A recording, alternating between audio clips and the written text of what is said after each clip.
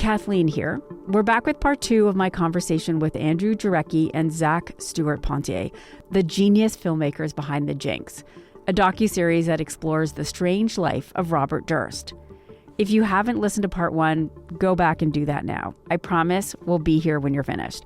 And those of you who are caught up, we're back with Andrew and Zach talking about everything that came after Bob's bombshell bathroom confession. Say that 10 times. There it is. You're caught. Kill them all. Of course.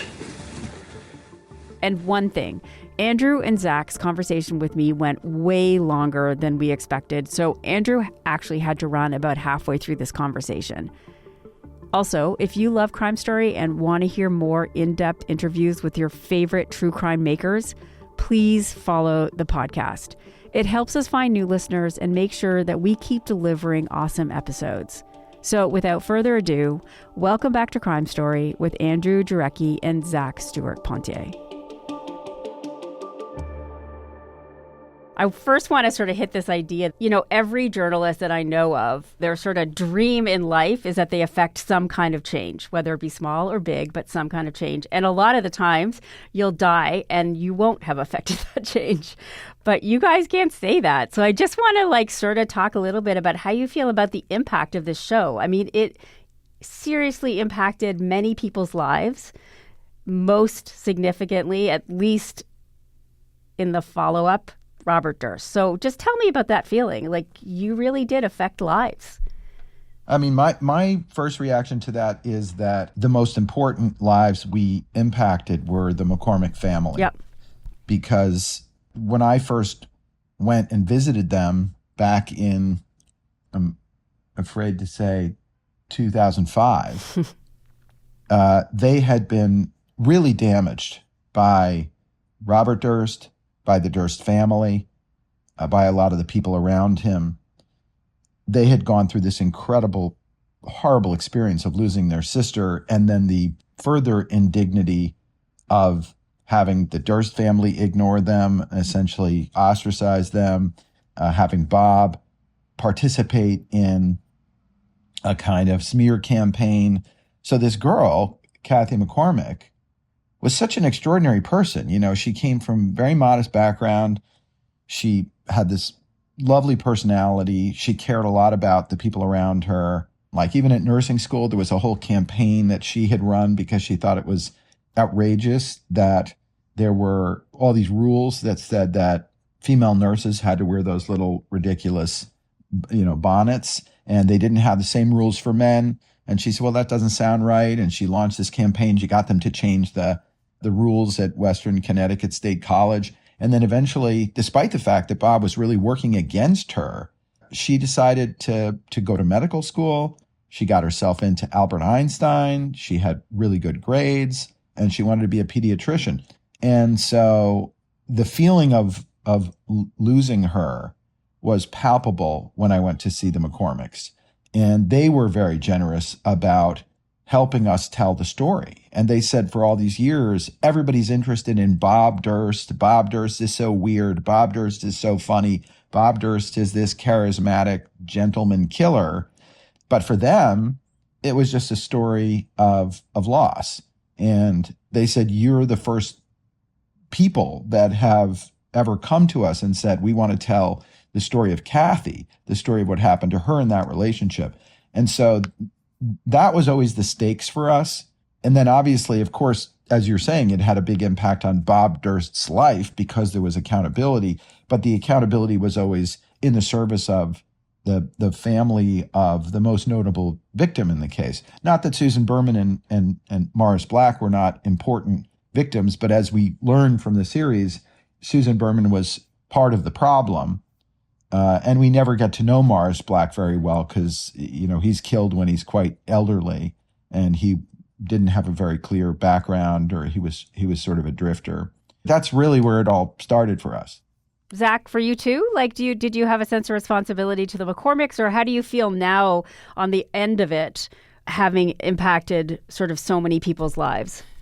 I mean, it was a wild experience to be working on the first season and then have discovered this evidence and the bathroom audio and all this stuff, and then to see that kind of explode into reality. I still have a hard time believing that it all happened, honestly.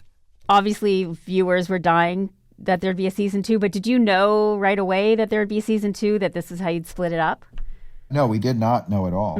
We were sort of done. I mean, each stage of this, people have been saying to me recently, like, oh, did you know that you were going to do 21 years of working on this story? Of course not.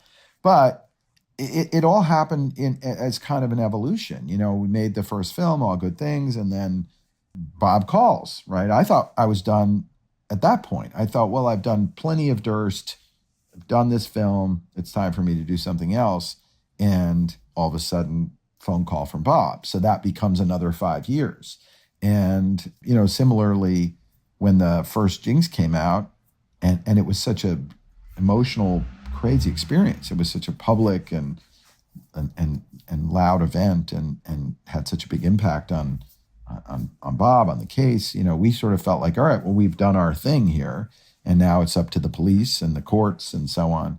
And so we didn't think about making anything else. But obviously, Zach and I, are friends and have been in touch and talking about stuff. And they were doing something interesting in Los Angeles, which is that they allow, in a trial like this, what they call conditional witnesses. So they say you can bring somebody in and have them testify in video, and it's really under two conditions. One is that they're old, and the second thing is that they're potentially at risk of getting hurt. So in a mob trial, you might say, well, we want to bring in this guy because something bad could happen to him because of what he's about to testify to. And in the Durst case, they asked for a lot of these conditional witnesses, and they videoed them. And Zach and I got to see some of the video, and we were just texting each other. We'd say, well, did you see so-and-so's testimony? That's amazing. They said that. And then someday there was a particularly remarkable piece of testimony. And for us, this is like this super complicated video game where we know where all the gems are and all the things are buried. If you go behind the bookcase, you can find the lever. Like, we're just obsessed with the story, and the material is so stuck in our heads. So somebody was on the witness stand testifying, and we were so mesmerized by it. And I remember sending a text message to Zach saying, doesn't this make you want to make more episodes? And he immediately said yes with an exclamation point. And so we thought, all right, well, we're gonna go back into this. I just want to quickly say, so that we're up to date, after the Jinx 1 comes out and this tape comes out, Bob does get arrested for Susan's murder. And so when you're talking about the trial, you're talking about the trial for Susan Berman. I just want to sort of make that clear. But season 2 does have a decisively different tone, a different theme, a different everything. So can you guys talk a little bit about how they differ? One of the main differences, I think, so much of part 1, when you look back on it, is told retrospectively. Mm-hmm. Like the first four or five episodes are all in the past. Yeah. And you're getting Bob's take on it, and it's endlessly fascinating. And it sort of explodes at the end with, like, it catches up to real time. Right, because the murders and the disappearances had happened, and you're asking him about what had happened. Right, yeah. Totally. Yeah. And so part 2, though, we were kind of following along as it was happening. So it has a much more, like, I find it a little more energetic in some ways. Like, it has a real push because there is this framing of the trial, and things are unfolding in real time as opposed to retrospectively. Yeah. And I also found what I really found interesting about part 2 was that the focus on the people surrounding Bob. The system around Bob protected him his whole life. Some of it he set up, and some of it was set up before he was born. So can you tell me what the Durst family, the powerful Durst family, was able to do throughout Bob's, what became clear was a violent life, that he was a violent kid, they protected him, and they were able to because of the power they had, right?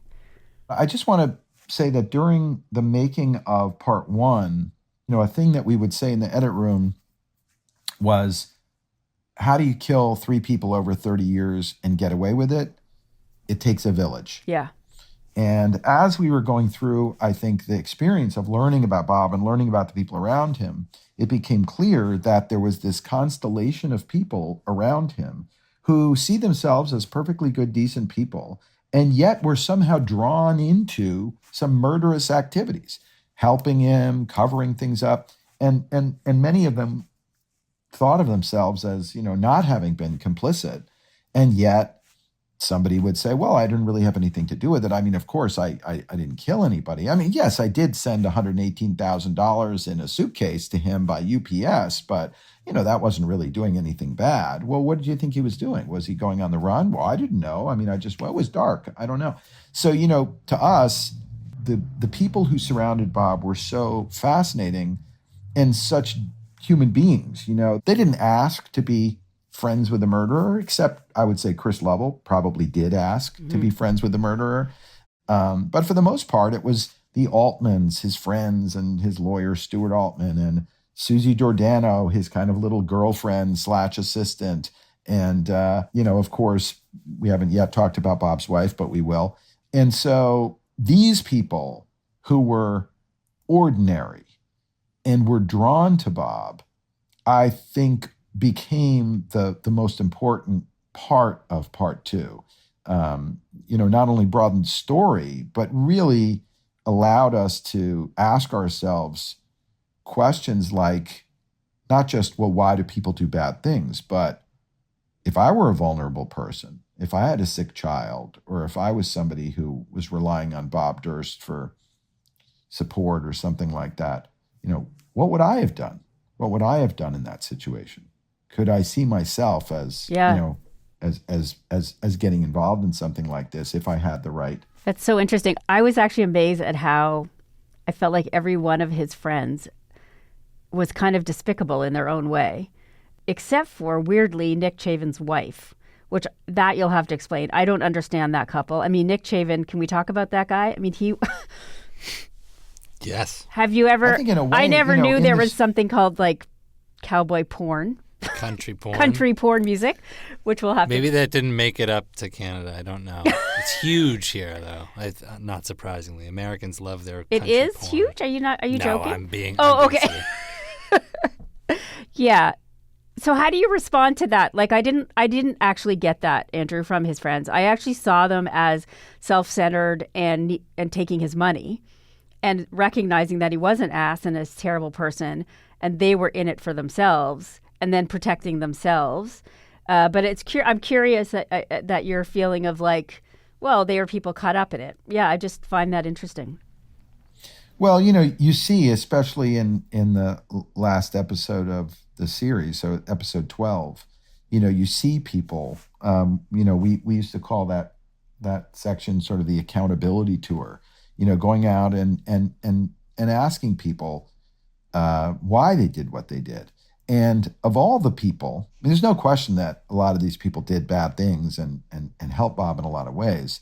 But we know, you see in U.S. politics right now, there are a lot of people who are complicit in bad behavior.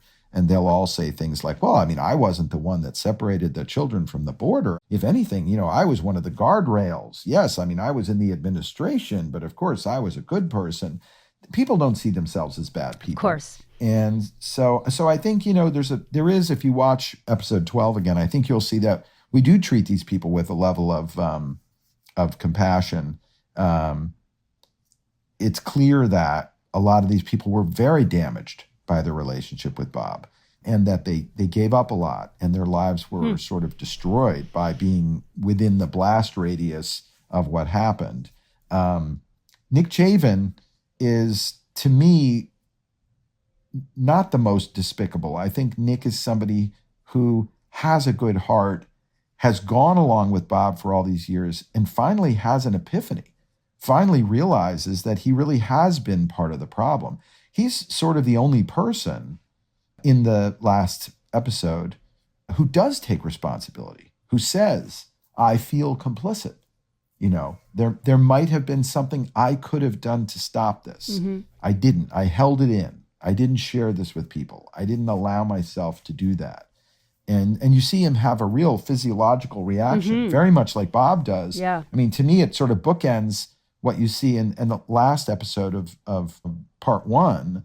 You see Bob having this visceral reaction. And here's Bob's best friend, who's been covering for him for all these years, having this kind of breakdown, this physical breakdown, sort of uncontrollably yawning and nervous and, you can see he's like sweating, and he's really having all I can describe it as is a kind of crisis of conscience. But he needs to do that before he ends his life. He needs to explain who he is. And I think Terry, his wife, who's, I always say, if you know that American television show, The Munsters, where everybody is, one guy looks like Frankenstein, one person's a bat, and they always had the normal niece whose name was Marilyn, who looked like she came from like the family next door. And everybody always felt bad for her because she wasn't weird like they were. And I sent Terry, after the film came out, I sent Terry a T-shirt that I bought on the internet. That's the Munsters T-shirt, and it has a big picture of Marilyn in the front of it. And I said, you're Marilyn. You're the only normal one. Yeah, I feel sorry for her.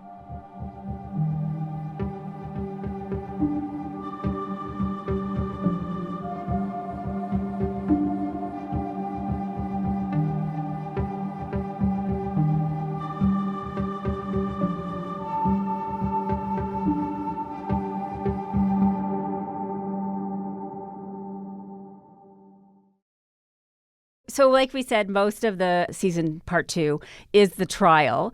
There's so much that we can't talk about it all, but I would like to talk about the fact that Bob actually ends up on the stand. Everybody ready? You may commence your cross-examination of the witness, Mr. Lewin. So, Mr. Durst, Mr. DeGuerin called you Bob. So you tell me, how do you want me to refer to you? I'm comfortable doing it however you want to do it. Do you want me to call you Bob? Do you want me to call you Mr. Durst? What would you prefer? How about sir? That was fascinating to watch. Can you tell us what he was like, especially in his cross-examination? Absolutely. So once Bob admitted to writing the cadaver note, which was a shocking admission, it became clear that he was going to have to testify and take the stand and fill in this story of what happened to Susan Berman. And he does take the stand. Andrew always expected that he would take the stand because Bob loves the Bob Show. So anything to keep the Bob Show going. But it doesn't go well for him. John Lewin is extremely prepared. And John Lewin is the prosecutor. Just to make it clear, John Lewin is famous for being a cold case prosecutor in the States, and he is tenacious, to say the least. Oh, my goodness. He's the most tenacious, John Lewin. And he knew more about this case than anyone by the time he got Bob on the stand, and it was kind of Bob's worst nightmare. I mean, it's a 9-day cross-examination, and he takes him through everything, every lie, every detail, and by the end of it, the judge is like, okay, stop. Like, it's enough. And which is amazing. It's an incredible moment. I don't think anyone had ever spoken to Bob that way in his entire life. Yeah. So it's kind of an incredible thing to see. The other thing I love is you get a sense of what John Lewin spoke to Bob the day he was arrested. And they have this kind of incredible interrogation, which is featured in episode 1 of part 2 and cut back to a few times throughout the season. But it's quite a stark difference between the good cop John Lewin that interrogates Bob in New Orleans and the tough prosecutor that gets Bob on the stand. Yeah. What eventually convicts Bob? Like, what's the evidence that convicts him of killing Susan Berman? This case took months to try. So the way that John Lewin charged Bob, he charged him with a special circumstance witness killing. So he wrapped in the Kathy Durst missing wife case into his Susan Berman case. Susan Berman was murdered because she was a witness to another crime. And so that allowed him to tell this very complex and complicated story. And having spoken to a bunch of the jurors, they were with him completely. Talking to the jurors, we kind of like have this, not a joke, but we sort of speak the Durst language. Like they know this case like Andrew and I know this case now. And they were not swayed where the Galveston jury was swayed by a charming defendant. The LA jury was not swayed. They were not swayed by the defense. They were not swayed by the defendant, and they convicted him. You know, it wasn't quite as quick as the Trump verdict, but it was pretty quick. It was pretty quick. Were you guys called in? I mean, you guys were people who collected evidence. How did the Jinx production crew become involved in the case? So we were on the witness list for a long time. Andrew was on the witness list the longest. None of us were called to testify. It got me out of jury duty once, though. That was kind of amazing. They said, is anybody a witness in a crime? And I'm like, I guess I have to raise my hand. And they're going around the room going, and what was the crime? What was the crime? And they get to me and I'm like, murder? And everybody turns around. What? I was dismissed. They were like, okay, goodbye. You're a filmmaker? Yeah, exactly. But it was a fascinating glimpse into the justice system. I mean, we were on these witness emails from John Lewin in his office with all the other witnesses for a long time. Wow. As the case progressed, the evidence that we had discovered became less and less important in a kind of a funny, in an interesting twist or a turn of events. And in the end, Bob stipulated, which is a legal term for admits that all of the footage from the Jinx was unedited, and he basically made it so that Andrew and the rest of the filmmaking team was not necessary to testify. Though in a final wrinkle, after Bob testified, he gets on the stand and John Lewin is showing him some of his more culpable statements or some of his statements from the Jinx that make him look the worst. And he comes up with this idea that Andrew made him say it. Andrew gave him hints, gave him a script even. And so there was this brief moment where they wondered about whether they were going to call Andrew as a witness to rebut Bob's testimony. And the judge again said, nobody is believing this. Do not call Andrew. Interesting. And they didn't. But you have had some criticism about the way you edited the Bob confession tape and the way it actually was said, right? So you have him saying in the movie, what the hell did I do? Killed them all, of course. And then in real life, he says something, something, something, killed them all, of course, more, and then what the hell did I do? You want to talk about that? So there is Sure. some criticism that was... Obviously, he said it. He did it. Yeah. But I mean, what made you make that choice? And then how now, recognizing the feedback that it was a little bit maybe disingenuous, how you feel about doing that now? Bob was in the bathroom for over 5 or 6 minutes. So we were always going to edit what happened in the bathroom. He uses the bathroom. He washes his hands. He makes all sorts of noises.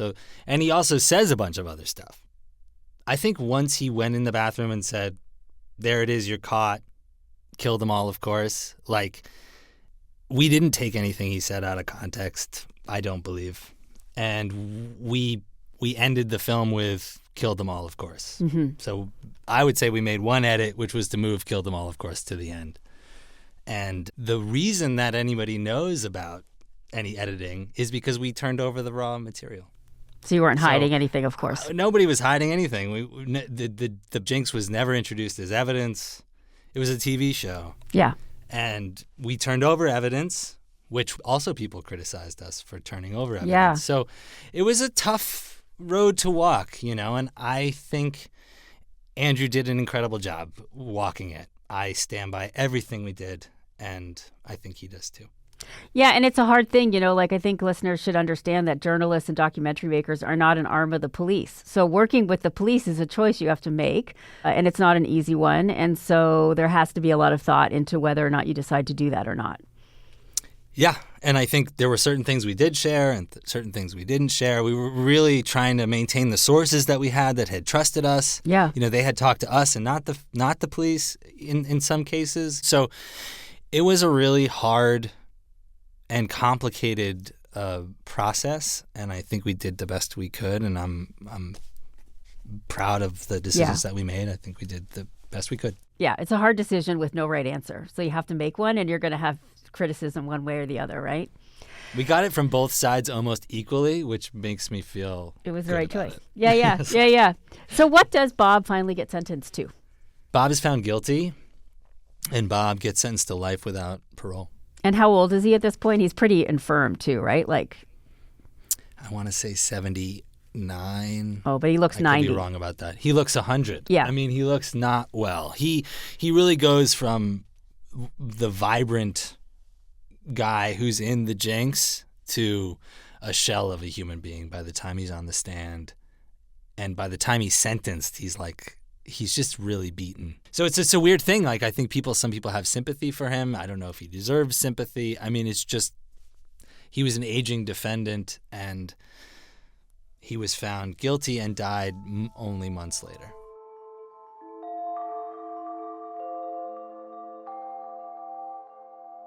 Do you have a sense of how he felt about the documentary? I mean, he never got to see season 2, but he certainly saw season 1. How did he feel about it? Well, he had a lot to say about the Jinx. He saw it as a mistake, and he was trying to figure out. John Lewin asked him, "Why did you do that?" And he says, "I'm still trying to figure that out in my own mind." And I think that's true. I think everybody told him not to do it. And he wanted to talk. He wanted his story out there, and he got it out there. He probably thought he was smarter than anybody else, too. That tends to be a trait. It's possible. I also wonder if he would have made this deal, knowing the consequences. Interesting. Yeah, for the sake of it. He wanted to be famous. He was upset that he saw his brother taking his, legacy of this big real estate family, and he wanted to be heard as well. And what about Kathy's family in all this? Like, Andrew started this conversation by saying that it was them that he had in his mind the whole time. How did they feel about all of this? I mean, I was lucky enough to spend a lot of time with Elizabeth McCormick. Who is she? She was Kathy's the niece. Yeah, she's Kathy's niece. Who looked exactly like her. She looked exactly like her, and she's in part 1. Speaking on camera, and you see her react to the bathroom confession with her parents in part 2. And we also interviewed her. And what she says is, I don't really think about Bob Durst that much anymore. And I get emotional when I think about that. Like, it's almost as if Kathy did get away through Elizabeth. She's a teacher. She works with children. She has this life that kind of Kathy saw for herself. And so I think they're doing okay, the McCormicks. They've had an unbelievably hard time. And, her father, Jim McCormick, Kathy's brother, is still fighting the good fight with the rest of his sisters to try to hold Robert Durst's estate accountable. There isn't much new to update there. They're still fighting the civil case. But they're a close family. And when you look at them compared to the Dursts, Tom and Wendy don't speak anymore. Those are the Durst siblings. So you see that on the one hand, they have a bunch of money. They're very comfortable. They're very powerful. And on the other hand, you see the McCormicks enjoying like a really close family Christmas. Yeah. So. Yeah. How about you? How did this change you? Tell me about the process. I mean, it's been so long, it might be kind of hard to have a sense, but this is a big deal. Yeah, it was a big deal. And, it came at an interesting point personally in my career. I was in my 20s when we were making season 1. Now I'm 40. I have 2 kids of my own, So my relationship with Andrew has matured, and my relationship with Mark has matured, and I don't know. I don't think it should be about me, but this story is bigger than us. That was a big reason why I wanted to be involved with season 2, because there was more story to tell, and I felt like we needed to finish it out. Are you done now with it? Are you done? There's no more? We're always keeping an eye on things. I think the Debbie, his wife, could be a whole other story. We didn't get into her, so everyone, it's worth watching if you don't, because she is quite the character herself. That's right. Okay, well, thank you very much. Again, really, congratulations. It's incredible work. 20 years, I mean, shit. That's crazy. That's commitment. It's really been a pleasure.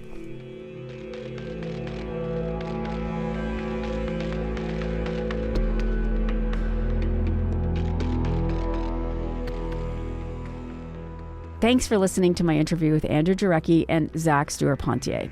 You really should check out the original docuseries and the companion podcast, because there is so much we couldn't get into, including about Bob's wife, Debbie Sheridan, and the McCormick family, which is still fighting to this day to get justice for Kathy.